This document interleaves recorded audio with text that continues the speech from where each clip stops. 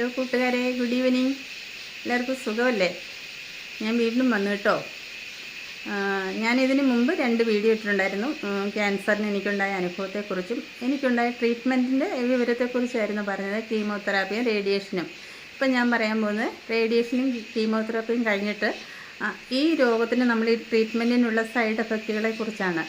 Side effect എന്ന് പറയുകയാണെങ്കിൽ നമ്മുടെ എല്ലുകൾക്കൊക്കെ ബലം കുറയും, എല്ല് പല്ല് ഇങ്ങനെയുള്ള കാര്യങ്ങൾക്കൊക്കെ ബലം കുറയും.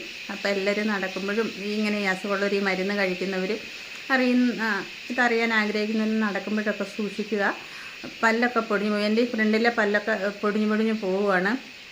ഒന്നും കട്ടിക്ക് കടിക്കാനൊന്നും പറ്റത്തില്ല. അത് ഡോക്ടറോട് പറഞ്ഞപ്പോഴത്തേക്കും ഈ മെഡിസിൻ്റെ സൈഡ് എഫക്റ്റ് ആണെന്നാണ് പറഞ്ഞത്. അതിന് നമ്മൾ കോഴിമുട്ട, മുട്ടയുടെ വെള്ള ഒരു 4-5 എണ്ണമൊക്കെ ഒരു ദിവസം കഴിക്കാമെന്ന് ഡോക്ടർ പറഞ്ഞതിനെ ചികിത്സിച്ച ഡോക്ടർ പറഞ്ഞായിരുന്നു. BP ഉള്ളവർ ഈ മുട്ടയുടെ മഞ്ഞ ഒഴിവാക്കണം. പിന്നെ ചെറുപയർ, കക്കയിറച്ചി. ഞാൻ കക്കയിറച്ചി കഴിക്കാറില്ല, അത് നല്ലതാണെന്നാണ് പറയുന്നത്. പിന്നെ അത് കഴിഞ്ഞിട്ട് നമ്മുടെ ദേഹം മൊത്തം എപ്പോഴും വേദനയുണ്ട്. അത് നമ്മുടെ ജീവിതത്തിൻ്റെ ഒരു ഭാഗമാകും. ഈ ചികിത്സ ഓപ്പറേഷൻ കഴിയുമ്പോൾ ഈ കീമോ ഒക്കെ ചെയ്ത് കഴിയുമ്പോഴത്തേക്കും നമുക്ക് ദേഹം വേദന അസ്വസ്ഥതകളൊക്കെ ഉണ്ട്. അത് നമ്മൾ ഡോക്ടറോട് പറഞ്ഞപ്പോഴത്തേക്കും അത് ഇങ്ങനെ കാണും, ഈ രോഗത്തിൻ്റെ ഭാഗമാണെന്നാണ് പറഞ്ഞത്. അതിപ്പോൾ നമ്മുടെ എൻ്റെയൊക്കെ ജീവിതത്തിൻ്റെ ഭാഗമായി. അതിനോട് ഞാൻ പൊരുത്തപ്പെട്ട് കഴിഞ്ഞു. പിന്നെ നമ്മുടെ മസിൽസിനൊക്കെ തുടർച്ചയായിട്ടുള്ള വേദന ഉണ്ടാകുകയാണെങ്കിൽ നമ്മൾ ഡോക്ടറെ പോയി കാണിക്കുക, എല്ലുകൾക്കുള്ള വേദന.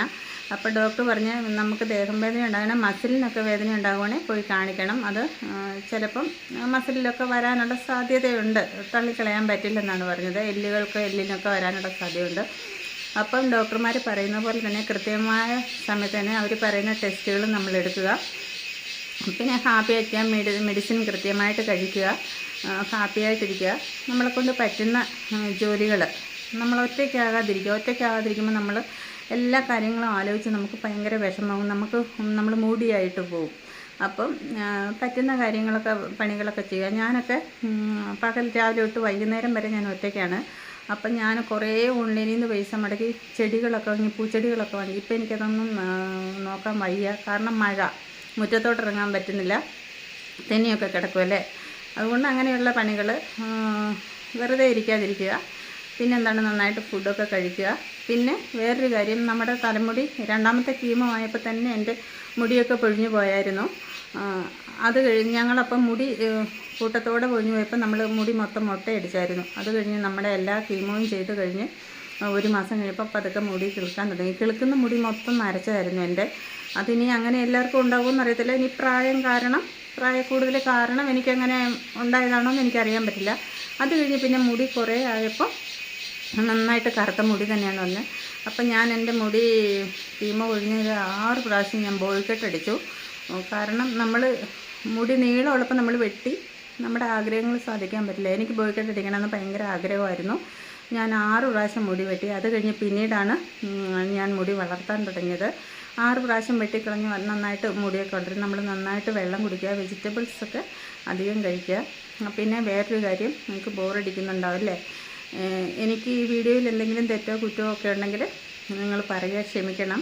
കാരണം ഞാൻ ഫസ്റ്റ് ടൈമാണ് ഇങ്ങനെയൊക്കെ വീഡിയോ ഒക്കെ ചെയ്യുന്നത്. എനിക്ക് വീഡിയോ ഒക്കെ ചെയ്യാൻ ഭയങ്കര നാണമായിരുന്നു. പക്ഷേ ഇപ്പം ഞാൻ ഒറ്റയ്ക്കിരിക്കുമ്പോൾ എനിക്കിങ്ങനെ വീഡിയോ ഇടാൻ തുടങ്ങിയപ്പോൾ എനിക്കതൊരു ഇഷ്ടമായി.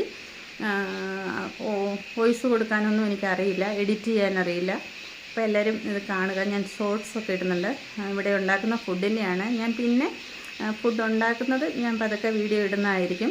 അപ്പോൾ എൻ്റെ ഷോർട്സൊക്കെ കാണുക, എന്നെ കൂട്ടാക്കുക, ഷെയർ ലൈക്കൊക്കെ ചെയ്യുക.